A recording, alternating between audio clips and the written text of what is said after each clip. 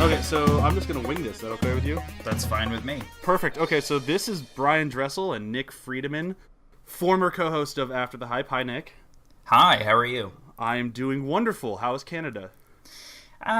Fucking snowy. It snowed yesterday all day.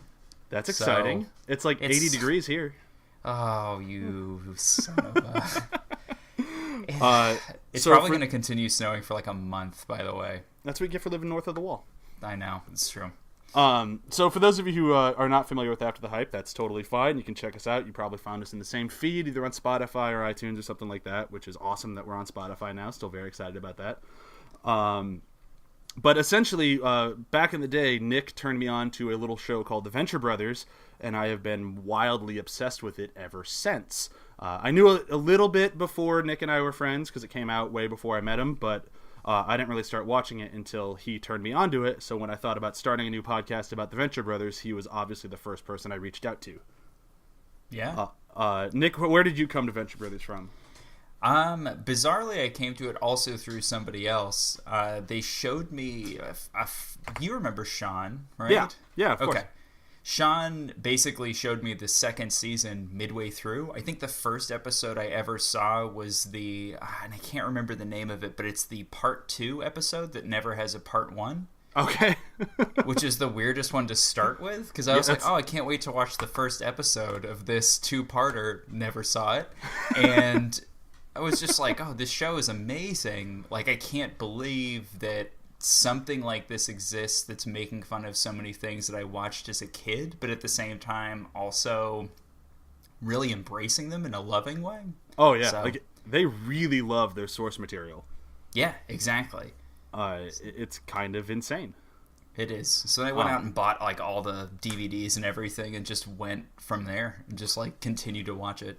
I mean, that's kind of like specifically with today's episode. So what we're going to be doing is going through every single episode of Venture Brothers. Each episode will hopefully be around a half hour. We'll see how it goes. But I never came to, since we're starting in the beginning, which is the very best place to start, I never saw the first episode until after I'd finished, I want to say, season 4 or 5. Oh, wow. Yeah, like it was very late because I always had been told by other Venture Brothers fans that the first episode is technically the second episode, and if you really want to watch the rough pilot, you can, but it's not very good. Yep. Yeah, they were not wrong. No. So today's episode will be all about that episode, which is The Terrible Secret of Turtle Bay, which is the best part of the entire episode is the title, I think. Yeah. It's still a really fun episode to talk about, and there's a ton of Easter eggs in there that come to play later in the show, which is really cool. For sure. For fans, it's fun to dive into it, even if it's not one that's going to make you laugh, I don't think. But I still think it's a fun one to dive into. Yeah, I think this is something you would probably watch only if you would, like you said, I mean, you came to it very late. I think it's probably the time to come in to see that the world building's already there, but they really didn't have a strong grasp of many of the characters besides maybe Brok Sampson and the Monarch. And even Brok Sampson's kind of a one note, like, I just kill people. And exactly. The Monarch is like way more stoic and not fun, and he's just kind of a pain in the ass, and the kids are just such kids. Yeah. Like, and they still are in season 1. I mean, more so definitely than like later on in the show, but man, that first episode, it's like they're completely different characters. Yeah, and they're basically the same, which is, I think, the hardest part about the show is, or at least that first pilot, is that you're just like, who gives a shit about these kids at all? Because there's just nothing about them to really like latch onto. They don't have a personality. They don't seem distinct from each other besides the way they look. Yeah, and like, there's just like, I want to kind of talk about like that sort of thing, because there's a lot of like White is in the episode, Professor Impossible's in the episode, Billy shows up. Really the only like Baron Underbite isn't there, but he doesn't really become a major thing till a little bit later, but they mentioned him in the actual first episode. And I'm not sure did White even have a line, or does he just sit in the background? No, he does. He makes fun of the doctor. I think that's right. Billy doesn't have a line. Billy, I think, is just there. I thought I might have had it back. Maybe Billy does. Yeah, I mean, either way, I mean, I watched these things yesterday, and like that's the thing is like I watched the second episode, which will be next week's episode, and like I'm laughing, I'm having a great time, and I remember and I'm watching this one, just going like, this is more just like an archaeological dig of like, yeah, hey, where did these things come from? Well, and what's really weird too is they don't really have the sense of humor down. Like besides the obvious stuff, like if you go and watch the episode, it's very slow. It has a lot of dead air, which is very dissimilar for a Venture Brothers show. I think generally speaking, one of the strongest things about a Venture Brothers episode is how tight they are. Yeah, and their pacing is impeccable. Exactly. And this episode is the opposite of that. Like it's not to like shit all over it, but it is like a very slow pilot. Yeah. They do a good job with world building, but man, that's about it. Yeah, because it's one of those things where like when you're watching it, it's like if it wasn't for the world building, I don't think this show would have gotten picked up. Exactly. Like you look at it, it's like, oh, it's pretty cool. You know, it's like a modern scientist. It's kind of like an updated Johnny Quest. That's pretty cool. Who actually comes into the show later. Yes. And it's like, yeah, there's some cool things in there, but as far as like just comedy and like characters, like it's if it stayed at this quality, we wouldn't have this podcast. Like there would have been nothing to obsess over. Well, there probably wouldn't even be a first season. Yeah, like it's just kind of insane. So for those of you who don't know, the first episode, the one that we're talking about today, it came out in February of 2003, and then the second episode, which will be next week's episode, came out in August of 2004. So like there was a huge chunk of time between the two of them, and I didn't watch these as they aired. I'm going off of what I found on IMDb, so if I'm wrong, please blow me up and let me know. But that was everything that I could find on it, and then really just nobody talks about this episode. So I feel we should kind of move through just like plot wise of like where it goes and kind of what we like and don't like about it, and then yeah. So do you remember like beyond just rewatching it? Do you remember the plot? If I were to say like pick a Venture Brothers episode, like the first one, can you tell me what it's about? Could you even do it? Not without having just watched it yesterday. Because I feel like I can do it with a lot of episodes. Like, you give me, like, a name and sometime around where it's at, and I can pretty much give you the plot. Yep. But this one is like, nope. I always remember there's a ninja who's after Dr. Venture, and you think it's for bad reasons, and you find out it's just to masturbate to his machine, which is hysterical. Yeah. Like, that is the sort of humor that later comes into play, but much faster. Yes, and with an actual payoff. Like, it's a very... it's an odd reveal. It is, but I still like it because it still feels very... Like, there's a lot of jokes in here. I think I even wrote one of them down that still feel very Venture Brothers. But then there's things like Brock Sampson, where it's like, Brock Sampson is a great character, and I love him. But in this one, it's just... He's just there to beat the shit out of people, which is funny, and it's great. But it's different. Yeah. Like the best example, before we keep moving down the plot, is like... There's a part right in the beginning where... Brock beats the shit out of some mummy and then pees on him. And it's like, as funny as that is, that's something that would never happen throughout the rest of the show. No. But I still find it funny. I still enjoy it. I even like the follow-up punchline that feels very Venture Brothers. Like, you have to completely discredit him, or what, I don't remember exactly how they phrased it, but you have to completely do this to totally get him to die. And he's like, oh, well, yeah, of course. It's like... But then you have a weird tag that's like, oh, he actually wasn't a mummy, he was just a guy. And you're like, but... Oh, okay. Like, they hadn't quite worked out the formula of some of these reveals, that the world is normal at times, and then the world is also very, like, embroiled in, like, Hanna-Barbera sort of mythology. Yeah. Because, like, comparing this episode to the one that we would do, you know, for next week, is you have similar beats, like with the Chupacabra, and it's the same kind of reveal as the mummy, but they're completely different attitudes towards them. Oh, yeah. It's very interesting. Like, I think that they didn't really... That joke with the peeing on the mummy, I also laughed at. And then where it revealed it's a person, you're just like, well, then okay. Like, it just didn't quite... They didn't know what joke to choose, so they chose both.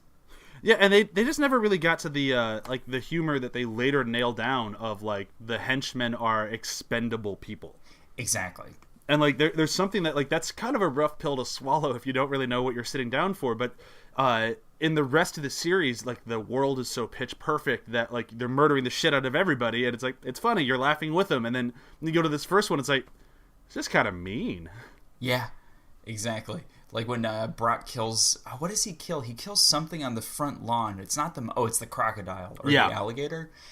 and everyone's horrified, and generally speaking, like, they would usually undercut that with somebody being, which is weirdly enough what they do in the next episode, with somebody being like enamored with Brok. And in this, everyone's just horrified, so you're not really sure as an audience member to sympathize with Brok, or you're supposed to be horrified with the people in the show. It's weird. Yeah, and it's kind of fun going back now that we're waiting on the next season, and we're just kind of like in this limbo area, and going back to like the beginning where it's like, where Brok was like, you look at him now and it's like he's a loving father-esque figure, and you go back to the beginning and he's just murking people on the front lawn. It's just like, honestly, like, early season Brok is my favorite Brok. It's so much fun. Like I might not love this episode, but I still really like Brok in it. Like, it's not the same Brok, but it's still funny. It's still enjoyable. Exactly. Moving a little bit forward throughout the plot, yes. I like the I really like, more so in this episode than any other episode from here on out, this one kind of feels like in the beginning they were trying to play with the idea of Venture being good at his job. Yes. Like, not knowing messaging and not knowing the right time to reveal things, but still being good at designing and creating things. Exactly. That seems super strange to me. Yeah, like, looking at, like, from where we are now to back then with this one specifically, and I promise we won't do this with every episode of just compare it to where it is now. This one's just kind of, you can't help it. But, like, it's just kind of cool. Like, oh, yeah, for a while there, they thought Venture would be a stand-up normal dude. Yeah. And, well, and to defend ourselves very briefly in that kind of category, it's really hard not to compare it against some of the other stuff because of how starkly different it is. Yeah. It's like going early on in the Simpsons episodes where Smithers wasn't yellow, he was like brown, which is weird to compare and contrast that to where Smithers ends up, because they just didn't know what Smithers was as a character, so they could experiment with it a little bit more. And this pilot probably wouldn't say shouldn't have been aired, but compared to the rest of it, it's so vastly different. It's hard not to just look at it and go like, how did this become this? Yeah, because I think you're right. I think this was and I have very, like, I'm just a fan. Like, I'm not a scholar on this stuff at all. Like, I just love it so much, and that's why I want to do this show. But, like, you look at it and it's wonderful to see the world, because you can see that was the pitch of the show, was the world. Exactly. It wasn't the characters, and that's why I think the characters changed so much from episodes 1 to 2, because the boys are, like you said earlier, they're essentially the same character, they're just different looking, and then by the next episode, Hank and Dean are starkly different people. Yes. Which is half the joy of the show. Like, calling it the Venture Brothers in the beginning made, I think, more sense in the first couple of seasons, because they were more the central point, and then throughout it becomes more of like a family ensemble thing. But in the first show, calling it Venture Brothers, it made no sense, because they're basically a footnote. Right, exactly. And like you're saying, like, the dad's, Dr. Venture's competent, and Brok is just kind of like this violent killing machine, and everyone kind of feels very flat. But that's usually the way it works in a pilot. Like, very rarely does a pilot kind of like really understand, like, is born fully formed. Like, it's almost always kind of like a learning progress. So there really isn't much for character, but there's a ton of world building stuff. Like, they really do kind of establish what is the earliest parts of what is essentially the OSI, even though they call it the UN. Yep. Like, the idea of, like, this umbrella group that exists as good, and then you have this kind of, like, seedy underbelly, which is where the ninja guy exists, kind of, but it's definitely where the monarch exists. Like, they kind of establish that you have this umbrella, and then you have this basin. And so it kind of creates, like, this egg-y thing, and it's interesting. Like, they definitely have the world set up to where super scientists exist, blah blah, and everything feels natural. It's just so different. It's just hard to get around that. Yeah, beyond the world building, it's just not that engaging of an episode. But I mean, there are really cool things in there. Like, I like that General Man-Hour's in there. Like, Man-Hour comes back throughout the entire show. Like, one of my favorite episodes is centered around a pitch to General Man-Hour, and it's like, it's really cool seeing him here as like this kind of blip speaking role in the not OSI. Exactly. That one was really cool, and then I thought there was another note that I took. Oh yeah, they hint at his brother in his belly. Oh yeah, yeah. That part I had, like, which is such a huge part port. Oh my goodness. It's a huge part of the whole first season is just these dreams that he's having about himself and then slowly introducing more and more and more to it. I thought that was really interesting. I was surprised that existed so early on. Yeah, I didn't never, like, because I remember it sprinkled throughout the first season like everyone does, but I did not remember it in the pilot. And like it's like a one shot, and then when he wakes up he's like, oh, I was in the mommy place, and it's like, okay, so I could see how this is easily forgettable, but knowing where it goes, it's like, man, they had that one planned from the get-go, which I think is awesome. Like I love seeing those sorts of things, like the long shot of, because in like a pitch session they had to defend why that shot was there. So the fact they had that one planned from the very beginning, I thought was really cool. I guess here's a question I have for you. How much, if you had to take a guess, how much do you think is planned out? Because I was doing some reading, and it seems like the world had been established by... I can't remember his name. It's Doc Hammer and then Jackson Public, right? Yeah. How much do you... Because it's Jackson Public's brainchild, basically. Like, I feel like the impression I get from watching that episode is, okay, so the pacing isn't quite the same. Like, some of the stuff isn't quite the same. But I do feel like he had a plan for all of those characters. Like, I do feel like the skeletons of those characters existed. I just don't necessarily feel like they were as fleshed out as they were an episode later. Yeah, I can see that. I mean... I don't know. Like I love to believe in Jackson Public because he just does such amazing things. But I have a feeling a lot of it was just kind of like pipe dreams of like, if this works, then this will work. But if it doesn't, then I don't need to go that way. So I don't know how much of it was like planned out and how much of it was happy coincidence. Yeah, maybe. I mean, like... The casting for the show is incredible. Like, it's really surprising that they didn't really recast anybody from, say, the pilot on. Like, everybody is really, really good at what they are, which is really surprising that from the pilot they kind of had the talent set up already. But yeah, I guess you're right. I bet some of it is circumstance. Definitely the dreams are a plant. I don't think he necessarily knew what he wanted to do with the brothers yet. But you still have the Monarch. Like, you still have, seeds of what the show ends up becoming. And I guess we'll never know what was planned and what wasn't. But it's interesting to think about, at least. And it's really cool, like, just looking at, like, the Monarch in particular, because they clearly had a totally different design on him, and Dr. Girlfriend was pretty much the same. But they didn't have... totally blanking on his name now. They didn't have like 21 or 24, and the henchmen just looked totally different. But it's even awesome the Monarch because looks totally different. But I love that later on in the show they go back to those original suits and use it as like back in the day what they used to wear. Like I think that's a really cool thing. I'm looking up now just because I'm me. And from what I can tell, and I'm sure people would love to tell me I'm wrong on this, Doc Hammer did not work on the pilot at all. No, I looked it up too because I was just very, very interested. But I don't think he works on an episode technically, I guess, until episode 3, which is, or I guess 2, depending on where you put the pilot. If you put the pilot as 0 or if you put it at 1. But yeah, in the IMDb numbering, it's 0. If that helps. And then the first one is the first one. Yeah. Today we're episode 0. And now I'm just cruising through to see if he shows up again. And I think you're right. I don't think he shows up in the second episode either. Oh, no, he does. He does Dr. Girlfriend and Speedy from then on. So, yeah, the only episode I don't think he's in would be the one that we're talking about today. Oh, he doesn't... Dr. Girlfriend doesn't talk, I guess, in the pilot? She does, but her voice is totally different. Oh, I didn't catch that. Yeah, her voice is totally different in that one.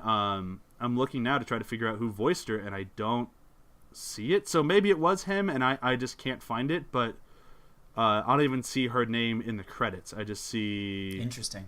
She probably just like got glossed over, because if she has a line, it's a very, very quick one. Yeah. And it's like you look at Professor Impossible. Like, that's clearly not Stephen Colbert. No, and it's clearly not what ends up becoming the impossible voice, because Stephen Colbert disappears after like season 3 or whatever. Yeah. So Doc Hammer did work on the episode. He was the editor. Oh, okay. So he was clearly still there, because I thought they'd been friends for years. I just wasn't sure how much he had done. So maybe he did do the voice and just didn't get credit for it. It's possible. This is what you get for listening to an episode of just fans and not like total super nerds. But yeah, it's still just, I love looking at this sort of thing, just trying to see like how A led to B, because this one, it's as we've been saying kind of over and over again, it's more of like an educational episode instead of like, I want to have a great time laughing in an episode.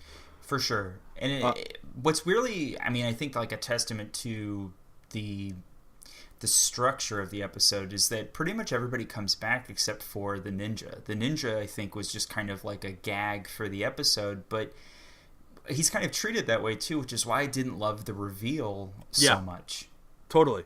The other joke that I think was very Venture Brothers and I think landed wonderfully is the whole Monarch plan to send the meteor to the front lawn to attack everybody. Exactly. And the meteor lands on the door, and then instead of like inspecting it, like they even say, I bet you want to go check that out. I was like, nah, we don't have time, and they just leave. It's like, that is a very Venture Brothers joke of just like, here it comes, and never mind. Yep. That's just the end of it. There's just no, and they never cut back. Like, it's just like those henchmen are completely ignored for the rest of the episode. And you just assume they died a horrible death, not knowing where to poop. As most Monarch henchmen do. But like I think that's why I still will always enjoy going back to the episode, even though like when I messaged you when we're talking about it, like this episode's terrible, and it's not that it's terrible is a strong word, because it's terrible in comparison to the rest of Venture Brothers, which I've told many people is my favorite show of all time. So it's like, if it's the worst slice of pizza on the pie, it's not that bad. Exactly. It's just a soggy slice of pizza is all it is. It's still good. You know, it's just compared to the rest of the pizza that wasn't soggy, you're like, okay. Yeah, I mean, I guess I'll still eat it. It's here. Exactly. Is there anything, like, I'm trying to keep these episodes as tight as possible. Is there anything we haven't talked about in this one that you really think that we need to mention? No, I don't think so. I mean, I think that there's a lot of pieces there, but I think as a whole, like, it's just... We talked about the pacing, we talked about how slow it is, we talked about how kind of the characters hadn't quite become fleshed out yet, and I think that's about it, because that's really all that... Oh, I guess one thing I did want to talk about, sorry, I'm thinking out loud a little bit, but where the boys go with the prostitute. Oh, yeah. That is a weird thing that keeps coming up, like, periodically throughout the show, is the boys are put into these, like, very adult situations, and their naivete kind of is just a recurring thing. Sometimes it's sexual, sometimes it's violent, sometimes it's just, you know, something that they probably shouldn't have any interest in, but they do because they're sleuths, quote unquote. Yeah. And it's an interesting thing that like is also brought up in the pilot. I don't think it's handled particularly well. Not that they like bundle it. It's just not that funny compared to some of the other stuff later. But I think it's interesting to kind of see the seeds of that, or at least planted, that this is what he wanted to explore in this show. Yeah, it's very much the idea of these boy adventurers like being put into legitimate, like, horrifying situations, and they're still treating it like the Johnny Quest boy adventurer. And it's like this... I think that's kind of what brought me into Venture Brothers in the first place, of this whole like fantastical world with very real horrifying elements done in this very comedic way. And this one did that, but I agree with you. It didn't stick the landing. Exactly. Like, I love the payoff of Brok eventually bangs the hooker. Like, that feels very Brok, and like that worked. Exactly. But right up Brok's alley. Oh yeah. And even like the joke of I still have $300, like, 3 bills will buy you a lot. It's like it's very Venture Brothers, but it just doesn't. I think it was just a little too R-rated for the boys at that level of being naive. Right. There's like I was. There's scaling that I feel like the scaling was off. Like if they had gone not full blown prostitute saying have sex with me, like I feel like there should have been middle ground that might have landed better. For sure. There's like a quote that John Mulaney had where he was talking about his failed show, and he was basically like, after the show came out and it failed, like people basically told me like, they liked the show, but some of the stuff that he was doing was just like not first season stuff. Like, I guess they did a body switching episode, and he was like, that's not something you do before people get to know the characters. And to me, this kind of feels like, oh, like I can see the seeds of what this becomes, but this is not necessarily something I would do before I really understand like who Hank and Dean are. Yeah, and it's not something like as egregious as, say, like the first episode of Black Mirror of like, oh, that's a big buy-in. Like, it's not quite like that, but it is. I feel like it walks that line of like, do I really want to tune in every week to watch that? Exactly. Maybe, but I don't know. Yeah, but that's why it also feels like a pilot. And then what I was trying to say earlier is that it just probably shouldn't be aired, not because it was bad, but just because it's like, oh, there's a lot of ideas. They're just not quite finely tuned. And then you go to the actual first episode and you're like, yeah, this just feels like it could have been a third season episode. This just like they figured it out. Yeah, totally.